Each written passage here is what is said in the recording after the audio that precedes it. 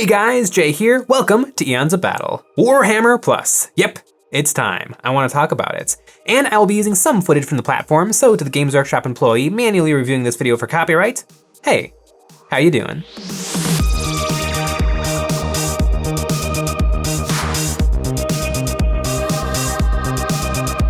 After 6 months, I now feel enough time has passed that we can really deep dive into this new service that Games Workshop has dropped on us and decide if it gets a pass or a fail. And I would like to preface the mood this video will take, because as you can imagine, I might have a criticism or two. Airing of grievances, a bit of public complaining. I hope for some people this can be a little cathartic. Negativity can be downright fun in the right context. Few things are as fun as complaining, but online context is often lost, and I would hate to bring anybody down or put somebody in a bad mood. So I want to stay positive and reasonable. So if you don't like negative content, then I think you'll be pleasantly surprised. And if you're frustrated that I'm not as mad at Games Workshop as you are, please leave a comment telling me all about it. So for those of you who've been hiding under a rock, Warhammer Plus is a new service that the fine people at Games Workshop have concocted. And I hesitate to call it a streaming service because it's really not. It has streaming shows and videos, but it's also a collection of some published books, apps, models, and other stuff. So really, it's a Warhammer content bundle. When this service launched, it was accompanied by an article that listed the features, a taster to get people excited. So let's look at the platter that Games Workshop has promised us. A wealth of Warhammer animation. Check. There is currently 3 shows, 2 ongoing and 1 which is concluded. Weekly in-house Warhammer hobby shows. Check. These take the form of painting shows, battle reports, and a lore show. A digital vault of classic Warhammer publications and White Dwarf issues. Check. These are housed on a different website called the Warhammer Vault. Full access to the Warhammer apps. Check. That's currently the Warhammer 40,000 and Warhammer Age of Sigmar apps, which I have heard mixed reviews of, but there is a promise of more to come. Premium access to our official events. I don't know what that means. Exclusive subscriber offers. Again, don't know what that means either. And a free exclusive Citadel miniature worth at least £25 every year on the anniversary of your subscription. Check. You get a model, specifically you get to pick one of 2 options. So that's what was sold to us, and I'm gonna review each product, starting with the hobby shows and ending with probably the biggest and most divisive draw, the animations. And let's start off with episode 1, the Phantom Paint Class, my favorite prequel and my favorite Warhammer Plus hobby show, Masterclass. This is a show where the host, usually Louise, shows us how to paint something really well. And it's just a good show. It reminds me of the old school YouTube I used to watch. It's just long videos where you see good painting, in the Citadel style. No airbrush, no oils or inks, just acrylic paint pushed to its limit, and I really like it. This is the sort of content that would probably do poorly on YouTube because it's not very exciting. It doesn't reel you in, it's not flashy, it's just educational. And as someone who really likes painting, this is the show for me. I watch this show like most people probably watch sports. I get excited and cheer when a glaze goes on well, or a highlight is just perfect. And Louise is a really good host. She's a great painter and explains things really well. When she leaves Games Workshop and it's time for her to kickstart a line of paint, I will definitely be pledging. There is currently 21 episodes, and every one of them I have watched has been good. Let's move on to episode 2, Attack of the Lore, my least favorite prequel and my least favorite Warhammer Plus hobby show, Loremasters. Now, I want to preface this, I don't like long, dry lore videos where the lore is just explained to me, and that is exactly what this is. Wade Price is the host, and he has a good voice and the presentation is good, but I don't really care about the facts of a fictional universe.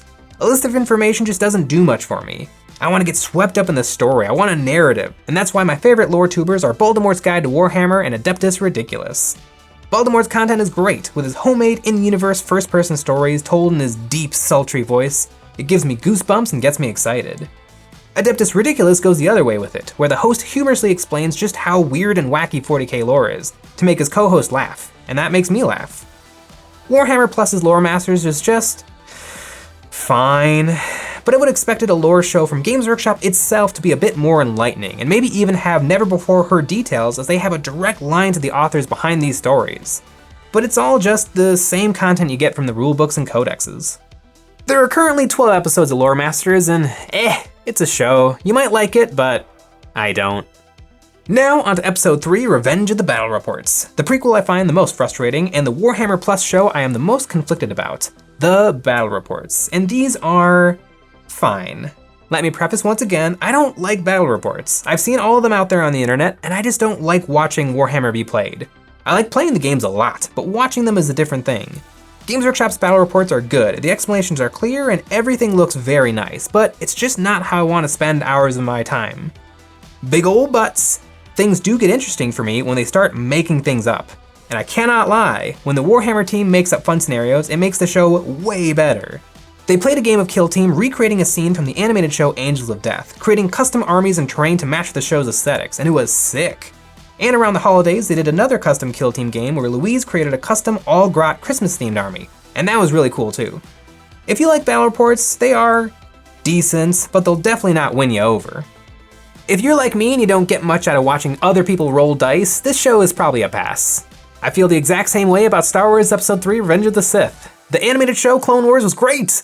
The movie did it terribly. Leave your comments accordingly. Next up, let's look at the Warhammer Vault, and this I actually really like. It's a collection of previously published material, mostly White Dwarfs and army supplements, and you can open the books and read them. I am very excited that the Gathering Storm books are on here, as I have been wanting to read them, but they are no longer being published, and tracking down a used copy is kind of a no-go, as these are still going for a premium on eBay. They have all the White Dwarfs from 2011 to 2021, so nothing really old and nothing really current. Warhammer Plus will not replace a subscription to White Dwarf magazine. I really like to curl up in bed and fire up the old iPad, find a Forge World supplement or army book, and just give it a read. Now, as much as I like these books and magazines, the app is rough. My internet is not the fastest out there, but it really shouldn't take a minute or more to look at stuff. It's kind of frustrating to wait and let each page load in. The pages load in about as fast as I can read, so it's not a big deal, but the sluggishness is annoying. But hey, maybe that's just me and my Wi-Fi, and your mileage may vary. Now, before we get to those darn animations, let's talk about that free model. A 1-year subscription to Warhammer Plus comes with an exclusive sculpt, not an exclusive model, as Games Workshop already sells these models. The Vindikar Assassin and the Orruk Megaboss. These new sculpts are neat. I went with the Vindikar diorama, as it is a clear winner between the two. The Orruk Megaboss is a step down in my opinion of the one Games Workshop already sells. I would much rather have that one. In fact, I already bought it. I'm converting him into an Orc Warboss. Now, the animation is going to be the hotly debated topic, but first I would like to say that not everybody likes animation, and that's fair. I love live action stuff.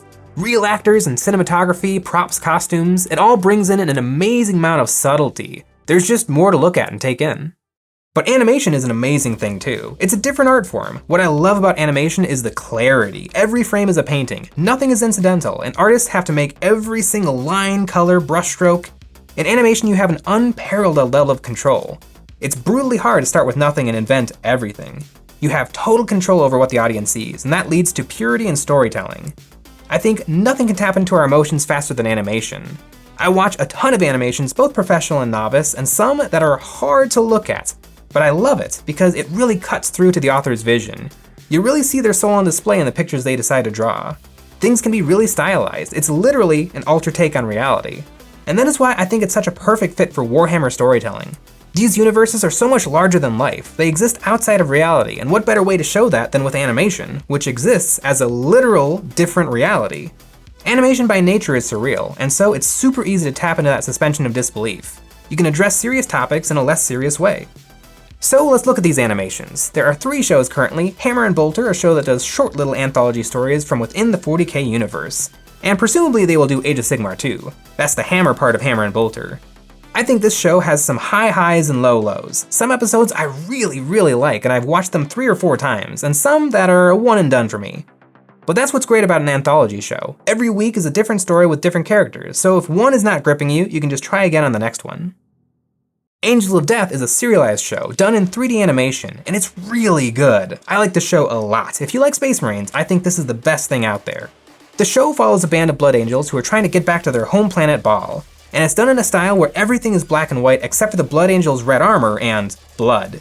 The animation is good. Sometimes it can look a little hokey, but sometimes it's absolutely gorgeous. The story is 10 episodes long, each episode around 20 to 30 minutes. And if you like grim, dark Imperial stuff, it's great. And finally, the new show, Exodite. It's another 3D animated show, this one done in a much more realistic style, following a Tau warrior on a mission. And this one is probably the most interesting. The Tau don't often get much attention in 40k, and now all of a sudden you're seeing Tau ships, Tau technology, Tau in conversations with each other. It feels really fresh and new. I didn't expect to enjoy a Tau story as much as I am, but 2 episodes in, I'm hooked. I like all the animated shows that they've put out. I don't think every episode is a banger. In fact, I think a few of them kinda suck. But I like that they exist. Even the bad ones don't feel pandering, and I certainly don't feel insulted that sometimes the animation looks bad. And its quality of animation is improving every episode. Whatever teams are working on these, they're learning quick, and I think it's fun to watch. It's plenty good enough to tell a story, and I'm excited to see what comes out next. So that is Warhammer Plus, the greatest wargaming content you have ever seen. A bold claim, but Games Workshop doesn't really have a choice but to say that. What should they do, hedge? Hey folks, we're doing it too, so check it out maybe. It's marketing. Are Oreos really Milk's favorite cookie? Does America really run on Dunkin'? I think we're all big boys and girls who know better than to take any corporation at their word. No, we have to investigate and see for ourselves. So is a subscription to Warhammer Plus worth it? No, it's not. Now Games Workshop gave early adopters a real sweetheart deal, $60 for the year, and that comes with a mini that's worth about $30, and a $16 store credit. It's a mini I wanted, so really the price for the year was $14. And for $14, it's hard to complain. But I sure did it anyway. A lot of people pat themselves on the back for not subscribing to Warhammer Plus, and I don't think that they're wrong, but it points to why this product is such a disappointment. It would be great if we were all stoked on this, and I think that would have happened if it was on YouTube. Sure, people still would have complained, but I think people would watch and get excited and want more. Popular content on YouTube generates more popular content. I could watch the new episode of Angels of Death, then watch Valrak's breakdown on it. Then read the thousands of comments underneath the video, getting lost in the digital zeitgeist of the comments. Seeing the global community's reaction to it, and feel like I'm a part of something, watching it alongside every other hobbyist. Instead, it feels very isolated. I don't really know anybody else with a subscription, so it's just me, alone, watching a show. Now, it's hard to be mad at Games Workshop because they made a cool thing for us to enjoy. They made sets, set up cameras, wrote scripts, hired presenters, and filmed stuff and did a good job. But it's not enough content for a streaming service. But it would be more than enough to populate a YouTube channel. As is, Warhammer Plus is completely stifled without that word of mouth, not having a community building momentum around it. I think if Angels of Death was premiering on YouTube week to week, we would have seen people hanging on every moment, clipping the memeable stuff, having thousands of response-long comment threads in the comment sections of the videos, Reddit rabbit holes around the tiny details in the ships and armor. But instead, it's behind a paywall, so some people saw it and most people didn't. The one great thing about Warhammer is its huge social aspect. That is the draw, even more so than the cool minis and fun books. There is always that expectation of doing things together. Playing games together, discussing with friends, even painting is often working towards that endorphin rush of showing off your minis, either in person to your friends or on social media. This hobby is a social hobby, and that social aspect is gone when it's behind a paywall. So why doesn't Games Workshop just listen to the fans? Well, because they shouldn't. I do mean that. Which fans should they listen to? What changes should they make? What do we really want? That's for Games Workshop to decide and for us to make up our own minds about. Maybe I can get the point across better with a story. One of my favorite things in life was watching Star Trek TNG with my boyfriend. And if you know Star Trek, you know not every episode is a winner. And so, often, we would finish a 40-minute stinker and we would say to each other, well, that sucked, right? And we would have a grand old time discussing what did and didn't work and laughing about the more ridiculous moments from the episode. And that's kind of what the internet is. It's people with a shared experience publishing their thoughts online without any context. Right now, that's all Games Workshop has to go off of. In this case, Games Workshop would be the Trekkie who just listened to me crap all over the show they liked, and it'd be kind of gut-punching. I wonder if the producers of Star Wars just went through the same thing. After 6 years of relentless non-stop online criticism, you know what? Screw it. It's only shows streaming on Disney Plus from now on. Screw the fans. We will publish right to our real audience. I think what Games Workshop should do is trust themselves and their product, and trust the fans to just exist. And right now, that means YouTube. That is where the fans are. Their current YouTube channel with over 400,000 subscribers proves that. If they want this stuff to grow in popularity, reach, importance, they have to put it out there, and Warhammer Plus doesn't do that. So that's what's going on with Warhammer Plus. Games Workshop took a risk in the least risky way possible. And it's hard to argue that that isn't a smart decision, but you can't plan for greatness. No one has ever mathed out a masterpiece.